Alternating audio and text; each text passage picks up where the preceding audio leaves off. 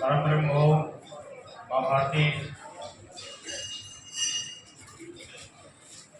जैसे प्रांतीय निरीक्षण दल में पधारे हुए अपने भरतपुर जिले के जिला सचिव भाई संतोष जी कटारा, उप समिति के सदस्य भाई परशुराम जी, अपने भरतपुर जिले के विभिन्न विद्यालयों से पधारे हुए सभी विषय विशेषज्ञ, प्रधानाचार्य, आचार्य दीदी, आत्मीय भैया बहनों,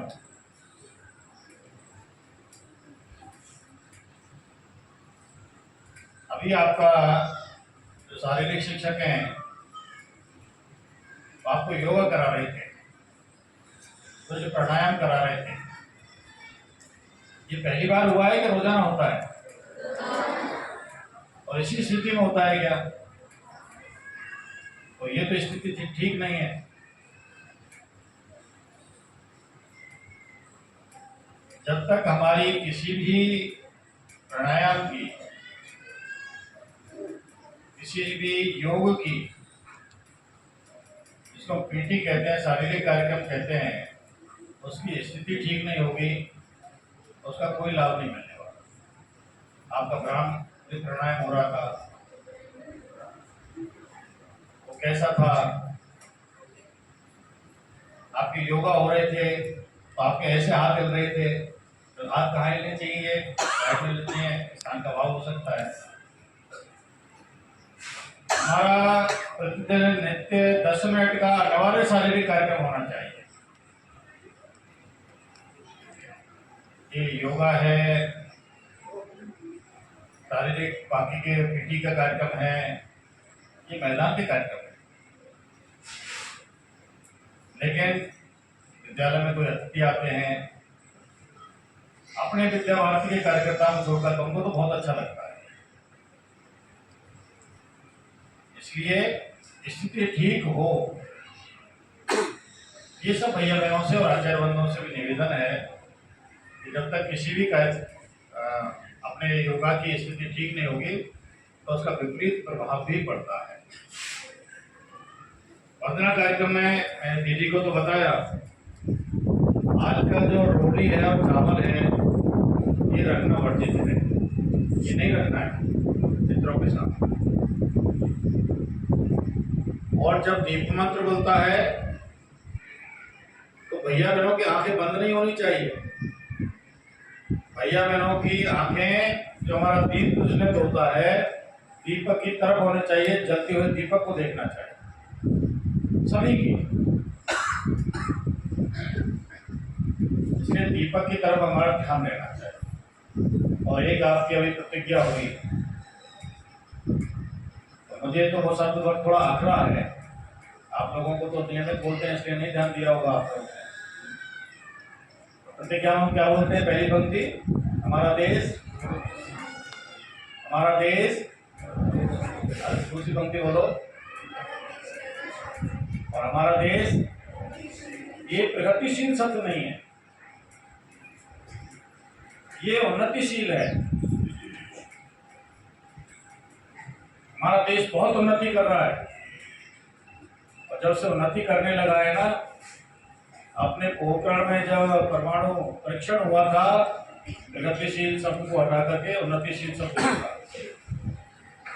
इसलिए मैंने छात्र जनता मिलवाई में कि नहीं गलत हो सकता हूँ, लेकिन उसमें उन्नतिशील है, इसके लिए हम ध्यान नहीं देते। तो वंदना में जो बहनें यहाँ बैठती हैं वो ध्यान दें। एक शब्द और हो सकता है, एकात्मता स्त्रोतम का, शांति मंत्र का, प्रगति की जगह है, क्या शब्द जोड़ते हैं वो पता नहीं है आपका, वो आप बोला नहीं आज आपने, उस पर भी ध्यान देने की आवश्यकता है। ये जो हमारी वंदना सभा है, ये क्यों करते हैं हम वंदना? तो भैया मैं खड़ा होकर के बताए, ये वंदना यहाँ बैठकर हम क्यों करते हैं वंदना? क्या होता है इस वंदना से? कोई बताइए, नवी 10वीं का भैया बहन बताइए, क्यों करते हैं हम यहाँ वंदना?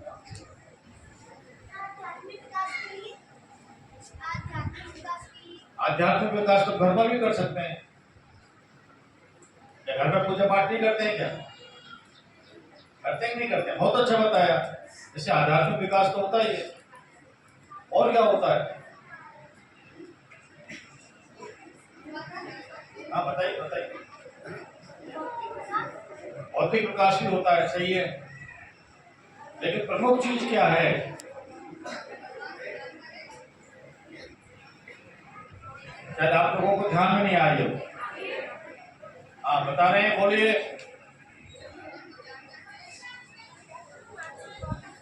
क्या? जोर से बोलिए, मेरे तक आवाज आ जाए। आध्यात्मिक बौद्धिक तो बता दिया मैंने, मानसिक भी हो गया, शारीरिक भी हो गया,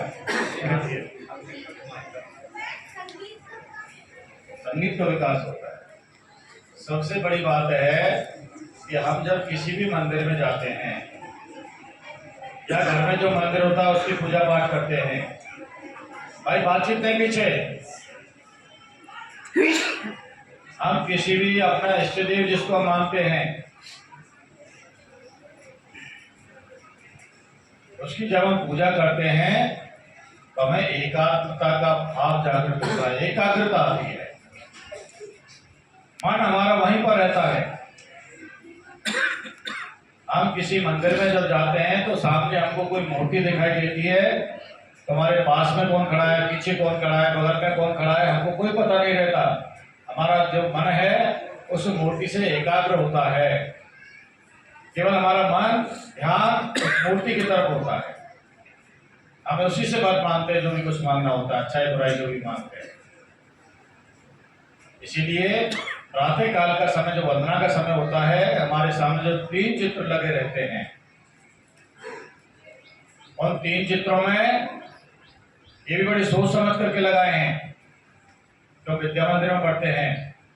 और इसकी देवी कौन है? विद्या की देवी किसको माना है? सरस्वती का वाहन क्या है?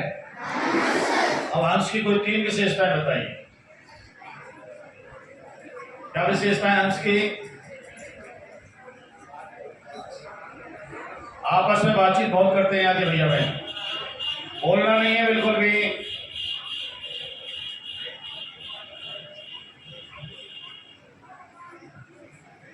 बताइए हंस की 3 विशेषताएं कौन कौन सी होती हैं?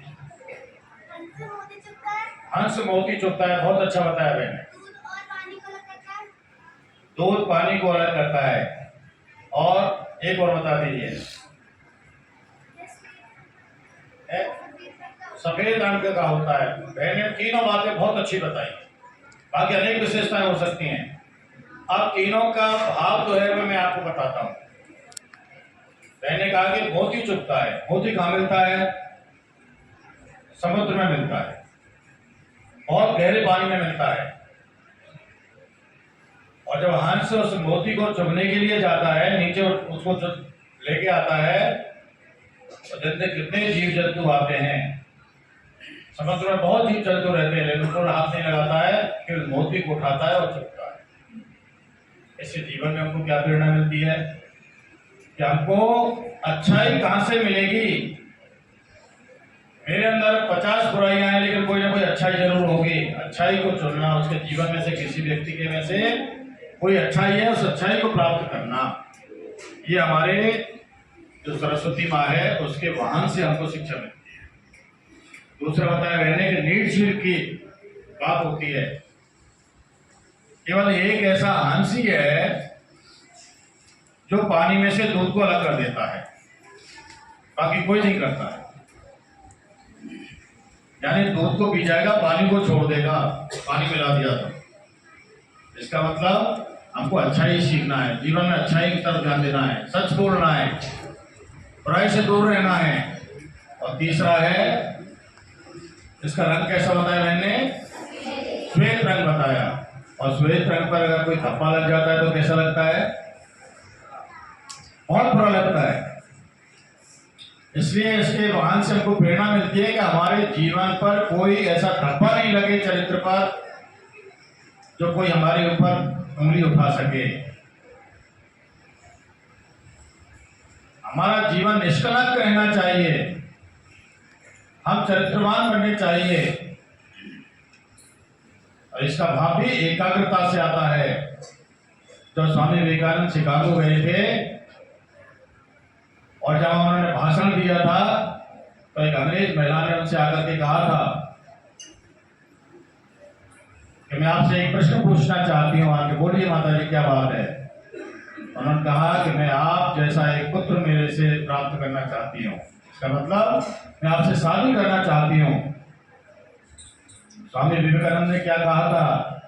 स्वामी विवेकानंद ने कहा था कि आप उससे शादी करोगे, फिर बच्चे होंगे, बहुत दिनों बाद बड़ा होगा, आपको पुत्र की प्राप्ति होगी, मुझे ही आप अपना पुत्र मान लीजिए, मैं आपको माता मानता हूँ, इसलिए आप मेरे माता श्री हैं और मैं आपका पुत्र हूँ।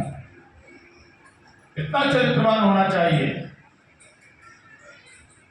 तो हम यहाँ पर कोई ना कोई अपनी जो पद्धति है विद्या भारती की, हमको सब प्रेरणा देने वाली है। हमको जब प्रेरणा दे, प्रेरक प्रसंग हमको रोजाना सुनते होंगे, उनसे कुछ शिक्षा मिलती होगी, अपने महापुरुष होंगे। और सबसे बड़ी प्रेरणा है हमारे माता पिता, हमारे गुरुजन, हमारे आचार्य दीदी, इनसे जो हमको प्रेरणा मिलती है। कई बहुत अच्छी बातें हो सकती हैं, कौन सी बात हमको ग्रहण करनी है? सदैव जीवन में सच बोलें, जीवन में अच्छी से अच्छी प्रेरणा लें। ऐसा आप लोगों से निवेदन करते हुए अपनी वाणी को विराम देता हूँ। जय हिंद, जय भारत।